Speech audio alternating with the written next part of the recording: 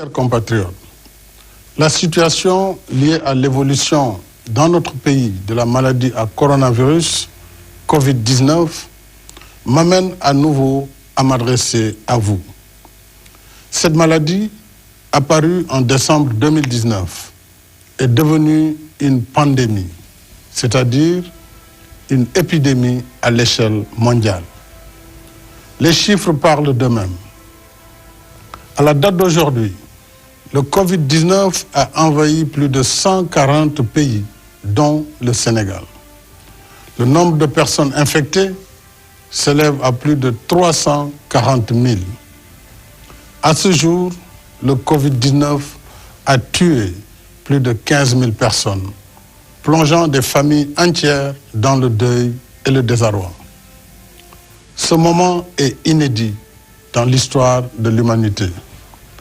Voilà que l'infiniment petit fait trembler le monde entier de façon brutale, rapide et massive, ignorant les frontières, frappant sans distinction pays riches comme pays pauvres et sans égard pour le statut social des uns et des autres. Gouvernants et gouvernés, riches ou pauvres, personne n'est à l'abri du Covid-19. Depuis 3 mois, une véritable guerre mondiale s'est déclenchée contre cet ennemi commun. Notre pays n'est pas en reste. Ce soir, mes pensées vont d'abord aux malades du Covid-19. Je leur exprime toute mon affection et mes vœux de prompt rétablissement. J'encourage le ministre de la Santé et de l'Action sociale et l'ensemble de ses équipes dans la tâche difficile qu'ils mènent de jour et de nuit. Un personnel médical et paramédical dévoué est au front d'une lutte sans merci contre le Covid-19 pour notre salut.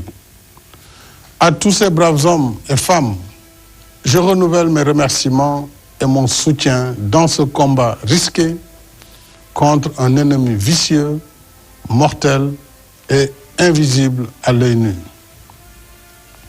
Je salue nos forces de défense et de sécurité, ainsi que toutes les bonnes volontés mobilisées dans la lutte contre le Covid-19. J'exprime ma gratitude à toutes les forces vives de la nation, classe politique, majorité et opposition réunies, mouvements citoyens, partenaires sociaux, secteur privé, guides religieux et coutumiers et citoyens. Vous êtes nombreux à soutenir l'élan national de riposte contre le Covid-19. Depuis l'apparition du premier cas, le 2 mars dernier, le gouvernement a mis en place un plan de contingentement en cours pour endiguer la progression de la maladie. Mais de toute évidence, nous n'y sommes pas encore parvenus. Au contraire, d'un premier cas déclaré le 2 mars, nous en sommes aujourd'hui à 71 malades sous traitement dans les 4 arrondissements de Dakar, ainsi qu'à Mbao, Yeumbeul, Guédiawaye, Rufisque, Touba, Mbour, Thiès, Popenguine, Saint-Louis et Ziguinchor. 1561 personnes en contact avec la maladie sont présentement suivies et seront désormais confinées dans des réceptifs hôteliers par le ministère de la Santé et de l'Action sociale. L'épidémie qui était confinée à un seul foyer s'est étendue à d'autres localités du pays. C'est dire que le virus gagne du terrain. J'ajoute qu'à ce jour, il n'y a ni vaccin, ni médicaments homologués contre le Covid-19. Ce soir, mes chers compatriotes, et je vous le dis avec solennité, l'heure est grave. La vitesse de progression de la maladie nous impose de relever le niveau de la riposte. À défaut, nous courons un sérieux risque de calamité publique. En conséquence, en vertu de l'article 69 de la Constitution et de la loi 69-29 du 29 avril 1969, à compter de ce soir à minuit, je déclare l'état d'urgence sur l'ensemble du territoire national. Le gouvernement, les autorités administratives et l'ensemble des services de l'État concernés prendront toutes les dispositions nécessaires à l'application sans délai du décret sur l'état d'urgence. J'ordonne les forces de défense et de sécurité de se tenir prêtes en vue de l'exécution immédiate et stricte des mesures édictées sur l'étendue du territoire national. Conformément à la loi sur l'état d'urgence, ces mesures donneront en particulier aux autorités administratives compétentes le pouvoir de réglementer ou d'interdire la circulation des personnes, des véhicules ou des biens dans certains lieux et à certaines heures.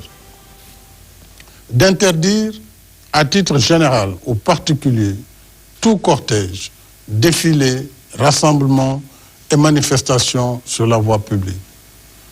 D'ordonner la fermeture provisoire des lieux publics et lieux de réunion. D'interdire à titre général ou particulier les réunions publiques ou privées de quelque nature qu'elles soient susceptibles de provoquer ou d'entretenir le désordre. Ces mesures non exhaustives pourraient évoluer en fonction des circonstances. Elles sont assorties d'un couvre-feu sur l'étendue du territoire national de 20h à 6h. Une limitation et au besoin une interdiction sera imposée au transport de voyageurs de région à région.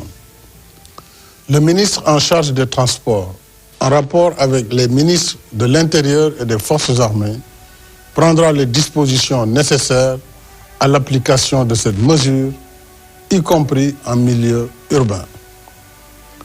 Conformément à l'article 77 de la Constitution, je saisirai l'Assemblée nationale d'un projet de loi habilitant le président de la République à prendre pour une durée de 3 mois des mesures relevant du domaine de la loi afin de faire face aux impératifs d'ordre budgétaire, économique, social, sanitaire et sécuritaire de la lutte contre le Covid-19. Dans ce cadre, j'ai déjà entamé les consultations avec les institutions de la République. Je les poursuivrai demain avec l'opposition parlementaire. Je tiens en particulier à l'approvisionnement régulier du pays en produits médicaux et pharmaceutiques. Il en est de même pour les denrées de première nécessité. Le gouvernement mettra en œuvre des mesures de lutte contre toute hausse indue des prix. Je suis également soucieux des effets de la crise sur l'économie nationale. Pour en atténuer l'impact, j'ai créé un fonds de riposte et de solidarité contre les effets du Covid-19, Force Covid-19, qui sera doté de 1 000 milliards de francs CFA. Ce fonds sera alimenté par l'État et toutes les bonnes volontés. Je lance un appel à tous, au secteur privé et aux partenaires bilatéraux et multilatéraux, afin qu'ils apportent leur soutien aux forces Covid-19. Les ressources du fonds serviront, entre autres, à soutenir les entreprises, les ménages et la diaspora. Une enveloppe de 50 milliards sera consacrée à l'achat de vivres pour l'aide alimentaire d'urgence. Des mesures fiscales générales et spécifiques seront également prises en soutien aux entreprises. Au titre des mesures générales, il sera accordé une remise partielle de la dette fiscale constatée au 31 décembre 2019 due par les entreprises et les particuliers pour un montant global de 200 milliards. S'agissant des mesures spécifiques, elles bénéficieront aux secteurs les plus touchés par la crise du Covid-19, en particulier l'hôtellerie, la restauration, le transport et la culture. Ces mesures seront également étendues à la presse, compte tenu des changements induits dans ces grilles de programme et du rôle de service public qu'elles jouent dans le contexte de la crise. Les ministres en charge des finances et de l'économie prendront les dispositions nécessaires à l'application de ces mesures. Mes chers compatriotes, l'état d'urgence que je déclare aujourd'hui n'est pas une fin en soi. Il ne s'agit pas non plus d'arrêter l'activité économique. Il répond à un péril imminent si nous ne redoublons pas d'efforts. Face au péril, l'état d'urgence nous donne les moyens de renforcer nos rangs et d'intensifier nos efforts de lutte pour vaincre notre ennemi commun. Je rappelle que le virus porteur de la maladie ne se déplace pas de lui-même.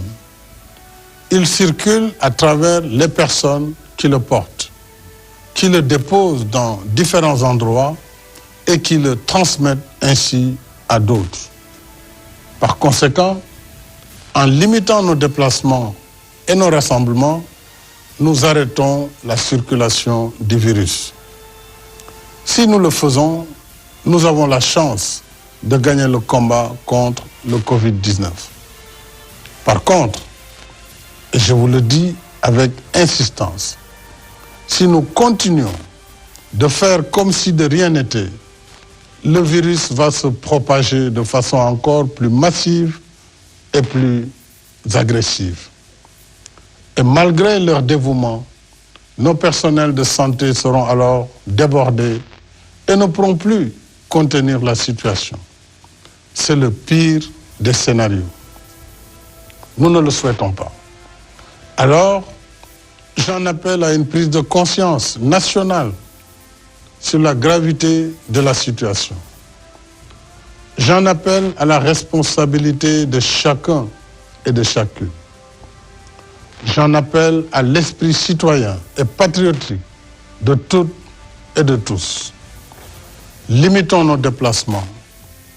Évitons les rassemblements de quelque nature qu'ils soient. Il y va de notre propre santé et de notre propre vie. Il y va de la santé et de la vie de nos familles et de nos communautés. Mobilisons-nous, mes chers compatriotes. Ne laissons au virus ni la vie, ni nos vies. Il y va de notre salut. Il y va du salut de la nation. Bonsoir. Chers compatriotes, la situation liée à l'évolution dans notre pays